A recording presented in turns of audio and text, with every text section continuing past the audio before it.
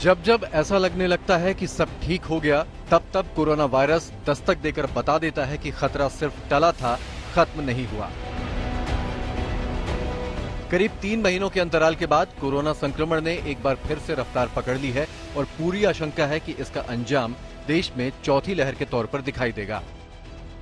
पिछले चंद रोज के संक्रमण के आंकड़े देखिए। 18 अप्रैल को देश भर में 1247 कोरोना संक्रमण के मामले सामने आए, जबकि 19 अप्रैल को 2067, 20 अप्रैल को 2380, 21 अप्रैल को 2451 और 22 अप्रैल को 2527 नए मरीज सामने आए। इन आंकड़ों का नतीजा भी तुरंत सामने आने लगा है।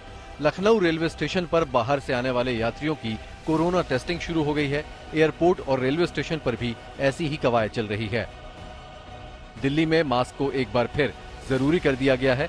नहीं पहनने पर 500 रुपए का जुर्माना लगाया जाएगा। स्कूलों में कोविड प्रोटोकॉल सख्त कर दी गई है। छात्रों को मास्क और सोशल डिस्टेंसिंग का पाठ पढ़ाया जा रहा है। बीएचयू की एक रिपोर्ट बता रही है कि ज्यादातर लोगों के शरीर में एंटीबॉडी तेजी से कम हो रही है। इसका साफ इशारा यह है कि चौथी लहर आने के पूरे आसार हैं। जब हम लोग तुरंत ही जनवरी के एंड में किए थे सर्वे, तो उस समय जो है हाइब्रिड इम्यूनिटी, जिसको हम बहुत हाई लेवल की इम्यूनिटी बोलते हैं, वो लगभग 50% में लोगों में थी, जो अब घट करके केवल 14% लोगों में रह गई है। तो ये क्योंकि हाइब्रिड इम्यूनिटी जो है वो किसी भी वायरस के किसी भी वेरिएंट को रोकने में सक्षम होती है, तो धीरे धीरे ये घट रही है। लेकिन अभी भी एक पर्याप्त मात्रा में लोगों के पास एंटीबॉडी है, लेकिन एक समय के बाद फिर ये और रिड्यूस होगी, जिससे कि हमको किसी आने वाली वेव के लिए तैयार रहना होगा। माना जा रहा है कि कोरोना के ज्यादातर नए मामले XE वेरिएंट के हैं। XE वेरिएंट कोरोना के ओमिक्रॉन वेरिएंट की 2 ब्रांच से मिलकर बना है। नया वेरिएंट अभी तक भारत, यूके, चीन और थाईलैंड में मिल चुका है। WHO के मुताबिक XE वेरिएंट अभी तक के सारे वेरिएंट से सबसे ज्यादा संक्रामक है।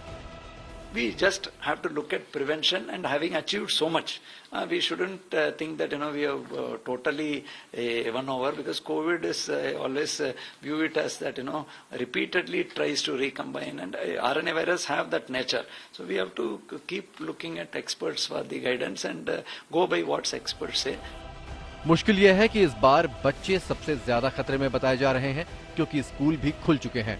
दिल्ली, नोएडा समेत देश भर के स्कूलों में बच्चों के संक्रमित होने की खबरें आ रही हैं, जबकि कोरोना वैक्सीन फिलहाल सिर्फ 12 साल से ज्यादा उम्र के बच्चों के लिए ही उपलब्ध है। आज तक ब्यूरो।